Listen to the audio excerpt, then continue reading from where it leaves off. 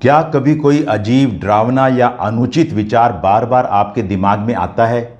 जैसे मेरे हाथ गंदे हैं, कहीं मैंने किसी को चोट तो नहीं पहुंचा दी, या फिर भगवान, अपने प्रियजन या खुद के बारे में कुछ आपत्तिजनक सोच, और फिर आप खुद से डरने लग जाते हैं। तो रुकिए, यह ओसीडी नाम की बीमारी भी हो सकती है, पर आप चिंता मत कीजिएगा, आप अकेले नहीं हैं। यह इंट्रूसिव थॉट्स कहलाते हैं और लाखों लोग इन्हें अनुभव भी करते हैं।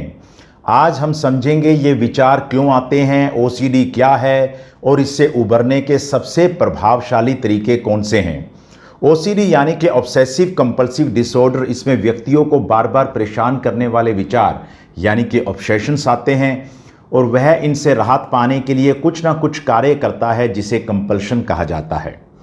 हमारी इच्छा के बिना आए इंट्रूसिव थॉट्स हमारी नैतिक मूल्य, धार्मिक आस्थाओं और सामाजिक मानदंडों के बिल्कुल खिलाफ होते हैं और उनके आने पर व्यक्ति को डर, शर्म या अपराध बोध भी होना शुरू हो जाता है।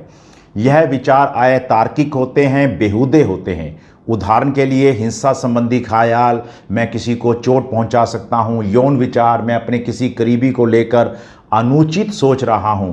धार्मिक विचार, मुझे भगवान के बारे में गलत शब्द क्यों सूझ रहे हैं। नैतिक और सामाजिक विचार, क्या मैं बहुत बुरा इंसान हूं। यहाँ पे मिथ बस्टिंग बात यह है कि इंट्रूसिव थॉट्स आने का मतलब यह नहीं है कि आप वैसा करना चाहते हैं। ये ओसीडी का हिस्सा हो सकते हैं। ये विचार हानिकारक नहीं होते हैं जब तक हम उन्हें गंभीरता से लेकर उनके खिलाफ रिचुअल ना करना शुरू कर दें। ओसीडी के रोगी इन विचारों से डरते हैं और बार बार पुष्टि करना चाहते हैं। मैंने ऐसा क्यों सोचा, क्या मैं पागल हूं, कहीं मैं सच में तो ऐसा नहीं कर दूंगा। कई बार लोग इस डर से हेल्प नहीं लेते कि लोग क्या सोचेंगे। जैसे कि मैंने पहले बताया कि इन विचारों से आपको कोई खतरा नहीं है, किंतु यह विचार इस प्रकार के होते हैं कि आप या तो उनको रोकने का प्रयास करते हैं, या उनको अवॉइड करने की कोशिश करते हैं, या आप उनको जवाब देने की कोशिश करते हैं। अगर आप यह तीनों में से कोई भी काम ना करें तो आपको ओसीडी नहीं हो सकती है, किंतु यह विचार किसी न किसी ढंग से आपको अपने चक्कर में ले ही लेते हैं और इस प्रकार से आपको तीनों में से कोई ना कोई काम वो करवा ही लेते हैं। ओसीडी का मूल पैटर्न एक ही होता है, किंतु ओसीडी के चेहरे कई होते हैं। चलिए जानते हैं कि ओसीडी के 13 आम चेहरे, ताकि आप इसे पहचान सकें, समझ सकें और मदद ले सकें। नंबर 1, कॉन्टेमिनेशन ओसीडी, गंदगी की बीमारी। बार बार हाथ धोना, चीज़ों को छूने से डरना। उदाहरण, अगर मैंने ये दरवाज़ा छू लिया तो मुझे इन्फेक्शन हो जाएगी। नंबर 2, चेकिंग ओसीडी, बार बार जांच करना, ताले, गैस, मोबाइल या ईमेल को कई बार चेक करना। उदाहरण, क्या मैंने अपनी गाड़ी को लॉक किया है या नहीं किया है। नंबर 3, सिमेट्री ऑर्डरिंग ओसीडी, चीज़ों को एकदम संतुलन में रखने की ज़रूरत महसूस होने लग जाती है। उदाहरण के लिए, ये तस्वीर सीधी नहीं है, जब तक सीधी ना करूं तब तक व्यक्ति के मन में बेचैनी बनी रहती है। नंबर 4, हार्म ओसीडी, किसी को नुकसान पहुंचाने का डर कि आप किसी को जानबूझकर या अनजाने में चोट पहुंचा देंगे या पहुंचा चुके हैं। उदाहरण, कहीं मैं अपने आप को गिरा ना लूं, कहीं मैं अपने बच्चे को ना गिरा दूं, कहीं मैं किसी में गाड़ी ना ठोक दूं। 5, सेक्सुअल ओसीडी, ऐसे विचार जो व्यक्ति को शर्मिंदा करते हैं लेकिन वो खुद उनसे सहमत नहीं होता है। उदाहरण, मेरे मन में यह कैसे आ गया, क्या मैं बुरा हूं। नंबर 6, रिलीजियस ओसीडी, पाप, गलत पूजा या धर्म की गलत व्याख्या को लेकर मन में डर बना रहता है। उदाहरण, मैंने गलत मंत्र बोल दिया, भगवान मुझसे नाराज़ हो जाएंगे। मैंने सही से पूजा नहीं की, भगवान मुझसे नाराज़ हो जाएंगे। 7 नंबर, एग्जिस्टेंशियल ओसीडी, जीवन, मृत्यु, समय और वास्तविकता जैसे सवालों से घबराहट। उदाहरण, क्या मैं असली हूँ कि नहीं हूँ, ये दुनिया क्या है। नंबर 8, रिलेशनशिप ओसीडी, अपने साथी या रिश्तों को लेकर बार बार शंका, क्या मैं वाकई में अपने पति से प्यार करती हूँ या बस ये सोच रही हूँ। नंबर 9, पेडोफिलिया ओसीडी, बच्चों को लेकर भयावह और अनुचित विचार जो व्यक्ति को शर्मिंदा करते हैं। ये विचार बेहद बेहूदे होते हैं और व्यक्ति उनसे लड़ता है, अपनाता नहीं है। नंबर 10, जस्ट राइट ओसीडी, जब तक कुछ सही नहीं लगे तब तक उसे बार बार करना। उदाहरण, अगर मैंने दरवाज़ा 4 बार बंद नहीं किया तो कुछ बुरा हो जाएगा। नंबर 11, प्योर ओसीडी, ऑब्सेशन होते हैं लेकिन कंपल्शन छिपे हुए होते हैं, वो मेंटल रिचुअल्स होते हैं। उदाहरण के लिए विचार को काउंटर करने के लिए कोई मंत्र बोलना, प्रार्थना करना या बार बार अपने आप को तसल्ली देना। Number 12, validation OCD. इसमें व्यक्ति हर बात को बार बार पुष्टि करने के लिए लोगों से पूछता रहता है, लोगों की अप्रूवल चाहता है। उदाहरण, क्या आप पक्का ये कह रहे हैं कि मैंने कुछ गलत नहीं किया? क्या आप नाराज़ तो नहीं हैं? ये जो इस प्रकार की ओसीडी है ये आजकल बहुत आम है, सोशल मीडिया के ज़माने में ज़्यादा ही दिख रही है। क्या मैंने सही से रिप्लाई किया है? क्या मेरी बात से किसी को बुरा तो नहीं लग जाएगा? Number 13, peripheral OCD. यह ओसीडी का एक विशेष उप प्रकार है जिसमें व्यक्ति को यह डर रहता है कि उसकी आंखें अनजाने में किसी के यौन अंगों या निजी अंगों की ओर चली जाएंगी या वह उन्हें घूर रहा है। यह देखने की इच्छा नहीं होती है लेकिन आंखें खींचती हैं और फिर वह अपराध बोध और शर्म और बेचैनी महसूस करने लग जाता है। इसे हम जेनिटल स्टेयरिंग भी कहते हैं।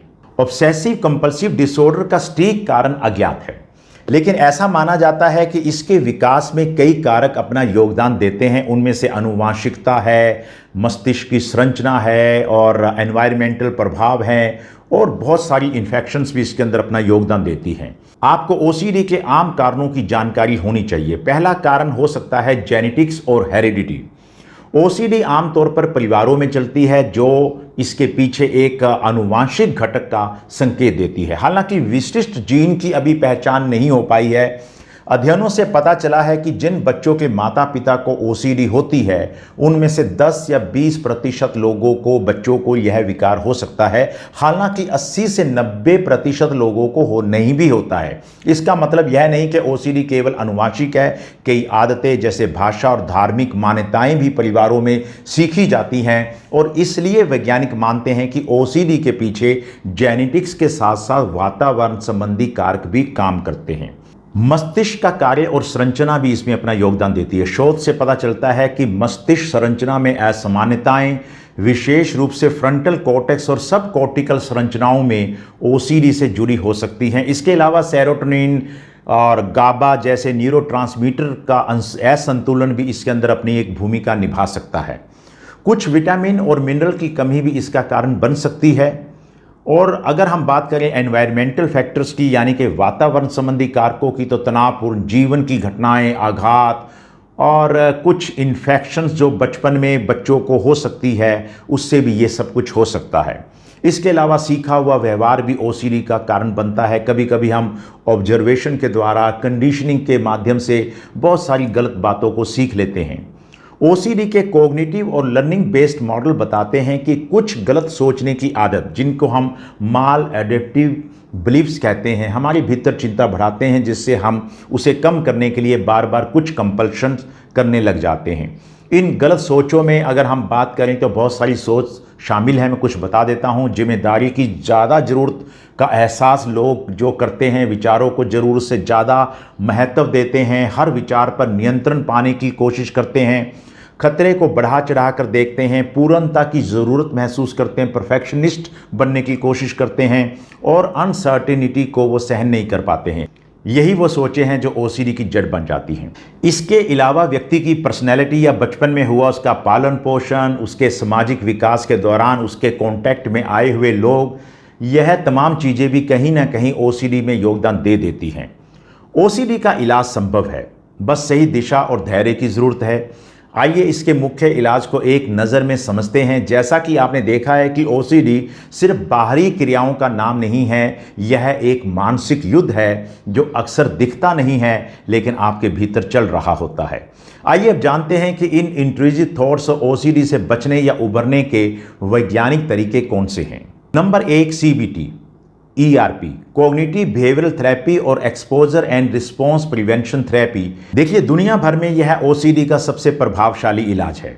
डराने वाली स्थिति का सामना करना लेकिन बिना कोई रिचुअल किए हुए। उदाहरण, अगर आप बार बार हाथ धोने की आपको अर्ज महसूस होती है तो जानबूझकर आपको गंदगी छुआकर और हाथ धोने से रोका जाता है।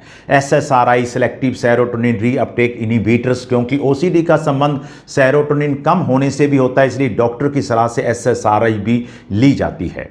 Number 3, mindfulness based cognitive therapy यानी कि MBCT। विचारों को बस विचार मानने की आदत और चिंता से लड़ने की बजाय उसे देखने और स्वीकार करने की तकनीक भी काफ़ी प्रभावशाली मानी जाती है। फिर नंबर 4 पर आती है एक्सेप्टेंस एंड कमिटमेंट थेरेपी, यानी कि ACT। विचारों से भागने की बजाय उन्हें स्वीकार करके अपने अच्छी आदतों के प्रति वचनबद्ध रहना भी एक अच्छा इलाज है। नंबर 5, सपोर्ट ग्रुप्स और साइको एजुकेशन। मैं अकेला नहीं हूं, यह जानना भी अपने आप में एक इलाज है। परिवार को भी OCD की समझ होनी बेहद ज़्यादा जरूरी है। Number 6, lifestyle changes and self care. नींद पूरी लेना, कैफीन कम करना, स्क्रीन टाइम को घटाना और जर्नलिंग करना, फिजिकल एक्टिविटीज़ को बढ़ाना भी बहुत अच्छा रहता है। इससे भी आप OCD से दूर रह सकते हैं। कुछ एंटी डिप्रेसेंट फूड भी होते हैं जिन्हें मेंटल फूड कहा जाता है, इसका सेवन करके भी आप बीमारी से लड़ सकते हैं। मेरा मुख्य संदेश यह है कि OCD को दबाना नहीं है, उसे समझना है, स्वीकार करना है और वैज्ञानिक तरीकों से धीरे धीरे इसे कमज़ोर करना है। अंत में एक मैं जरूरी संदेश आपको जरूर देना चाहूँगा। ये विचार अजीब हैं, डरावने हैं, लेकिन वो आप नहीं हैं। अगर आप या आपका कोई जानने वाला इससे जूझ रहा है तो शर्माइए मत, हेल्प लीजिएगा। मेंटल इलनेस भी एक इलनेस है, इलाज से सुधार संभव है। अगर ये वीडियो किसी के लिए मददगार हो सकती है तो कृपया करके इसे ज़रूर भेजिएगा और कमेंट में बताइएगा आपको OCD के कौन से लक्षण ज़्यादा परेशान करते हैं। मेरे चैनल को सब्सक्राइब अवश्य कीजिएगा और OCD पर मेरे अगले वीडियो का इंतज़ार कीजिएगा जो बहुत ही जल्दी आ रही है इलाज की एक बड़ी जानकारी लेकर। आपका बहुत बहुत धन्यवाद।